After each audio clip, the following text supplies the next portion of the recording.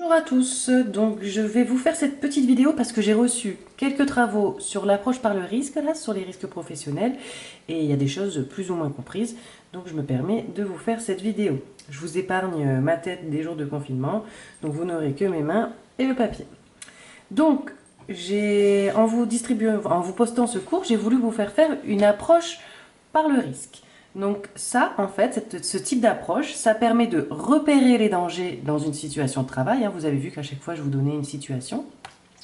Donc ça permet de repérer les dangers afin ensuite de proposer des mesures de prévention pour les éviter. Pour cette approche par le risque, il y a 3 étapes. Je vous les ai donc écrites ici. La première étape, ça va être l'analyse de la situation. Donc au lieu de faire un QQO-QCP comme on a l'habitude de faire pour analyser une situation, là on va utiliser le PAD, principe d'apparition d'un dommage. Vous savez, c'est le schéma avec opérateur, danger, situation dangereuse, tout ça et dommage.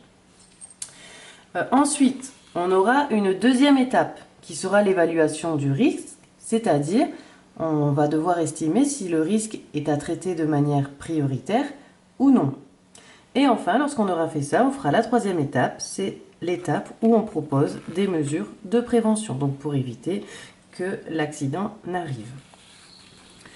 Pour la première étape, donc l'analyse de la situation grâce au principe d'apparition d'un dommage, ça va permettre d'identifier en fait la manière dont un dommage, une conséquence sur la santé, peut arriver. Donc moi jusqu'ici, je vous ai donné les schémas, donc le schéma du PAD, mais ça chez Cobac, on peut vous le demander. Donc je vais le faire avec vous pour vous mettre en avant les points sur lesquels il faut être attentif. Donc premièrement, vous devez commencer par là, c'est l'identification de l'opérateur. L'opérateur, c'est quoi? C'est tout simplement le nom du salarié, la personne qui travaille. Ensuite, deuxième étape, en lisant votre situation, vous identifiez le danger. Il peut y en avoir plusieurs, mais vous en identifiez au moins un. Et vous l'écrivez ici, danger. Il faut être attentif au fait que les deux bulles se touchent, car si vous avez un danger dans un atelier et un salarié dans un autre atelier, ce salarié n'a aucun risque. Il ne va jamais rencontrer le danger. Donc il faut être attentif à ce qu'il y ait un contact entre ces deux bulles. Lorsque vous avez identifié le danger, qui est donc la source potentielle du dommage, par exemple, si une personne travaille sur une échelle, le danger va être la hauteur. Ne confondez pas avec le risque, car le risque, c'est tomber. Là, le danger, ce qui met en danger, en fait, c'est la hauteur. Donc, quand vous avez identifié ces deux choses-là, vous pouvez identifier la situation dangereuse, et je vous le rappelle, c'est opérateur plus verbe plus danger.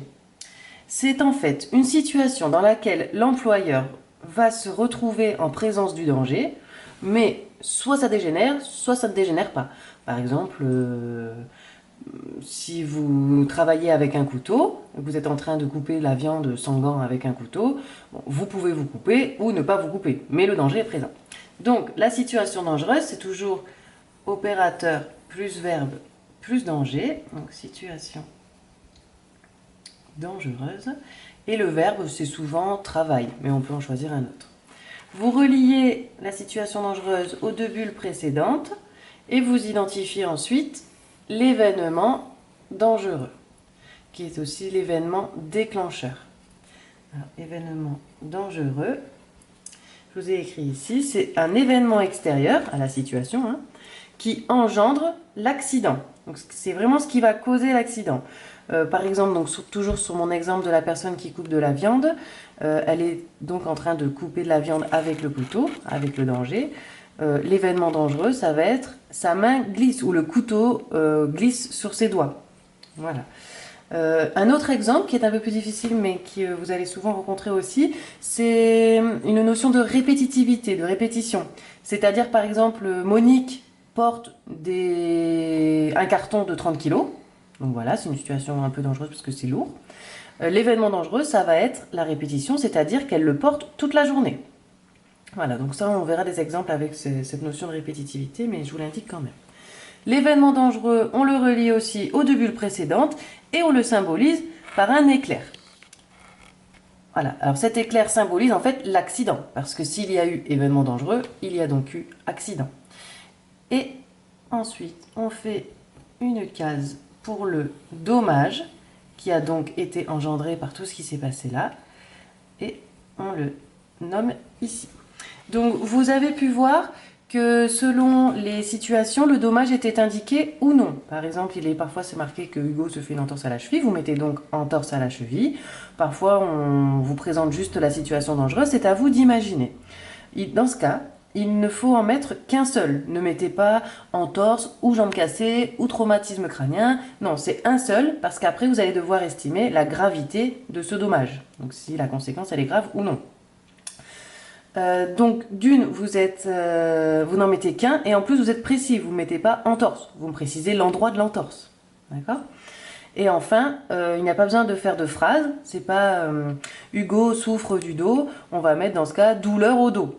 Voilà, il n'y a pas de phrase dans la case dommage. Maintenant que le PAD, donc l'analyse de la situation est terminée, on peut évaluer le risque, c'est-à-dire dire si on le traite de manière prioritaire ou non. Pour ce faire, vous avez deux choses à faire. Estimer le niveau de gravité. Donc pour ça, vous aurez toujours un document, c'est pas la peine de les apprendre. Vous avez 4 niveaux, 1, 2, 3 et 4, qui vont de faible à très grave. Le faible, c'est un accident sans arrêt de travail. Le très grave, c'est le décès. Vous avez donc des étapes intermédiaires. Imaginons une personne qui se casse un membre. On sera sur un niveau moyen, car l'accident nécessite un arrêt de travail. Donc ça, c'est assez simple pour le niveau de gravité. Deuxième étape, vous devez estimer la probabilité d'occurrence. Donc ça, c'est un mot un peu barbare, donc je vous ai mis un synonyme. Probabilité d'apparition du dommage. C'est les chances que l'accident arrive et donc qu'il y ait un dommage. Vous devez prendre en compte donc la fréquence d'exposition ainsi que la probabilité que ça arrive. J'explique ces deux termes. Vous avez eu dans les exercices ce schéma qui vous montre donc les niveaux de probabilité ainsi que la fréquence d'exposition d'un danger. Donc je vous explique. Vous avez une situation de départ, donc la personne travaille imaginons que c'est une personne qui travaille sur une machine sur laquelle le fil est dénudé.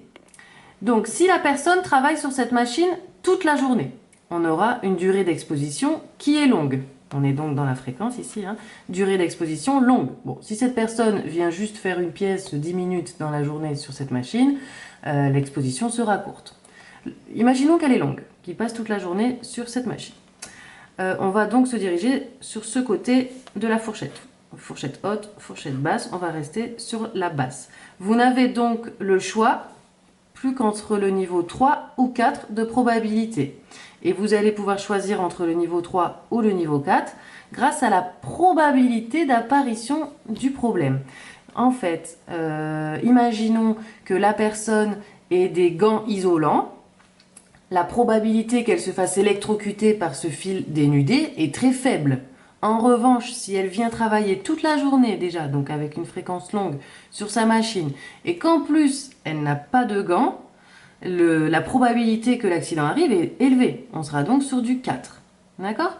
Alors juste ce qu'il faut comprendre, c'est que quand on a choisi cette fourchette basse, on ne peut plus aller chercher du très improbable ou du improbable. On sera forcément dans du probable ou très probable. Voilà, sachez que ce document, vous pouvez l'avoir sous différentes formes, comme ici par exemple, hein, il est sous forme de tableau, mais vous voyez que vous avez aussi la fréquence longue, fréquence courte, élevé, faible, ça fonctionne exactement de la même manière, vous avez toujours les 4 niveaux de probabilité. Lorsque ça c'est fait, imaginons que nous soyons sur un exemple où la probabilité est de 3. On va pouvoir, alors, venons ici, pour évaluer le risque, je vous rappelle qu'il fallait et le niveau de gravité et le niveau de probabilité. Nous avons trouvé le niveau de gravité ici qui est de 2 et le niveau de probabilité ici qui est de 3. C'est seulement maintenant qu'on peut évaluer le risque grâce à ce graphique. Donc, pour la gravité, c'est l'axe des ordonnées. On a dit, nous, puisqu'on était sur un membre cassé, qu'on se plaçait sur le moyen. Sur l'axe des abscisses, vous avez la probabilité d'apparition du dommage, hein, la probabilité d'occurrence, comme je vous ai dit, et on a choisi, nous, de dire 3. Si je relie les deux, je tombe là où il y a une croix. Je suis donc dans la zone verte foncée, vers la droite, hein, ici vous avez la zone verte claire. Sur la zone verte foncée, on est sur une zone de réduction du risque qui est nécessaire. Donc on va traiter le risque de manière prioritaire. On a réussi à dire si on le traitait de manière prioritaire ou non. Là, c'est oui. Une fois que c'est fait, donc on a évalué le risque, on a dit que c'était prioritaire, nous pouvons proposer des mesures de prévention. C'est la troisième étape. Donc cette troisième étape, jusqu'ici, je vous demande de me mettre n'importe quelle mesure de prévention. Et au contrôle, c'est ce qui sera nécessaire. Mais sachez qu'ensuite, nous apprendrons qu'il y a différents niveaux de mesures de prévention. Nous les verrons. Voilà, c'est terminé. J'espère que ça vous aura aidé.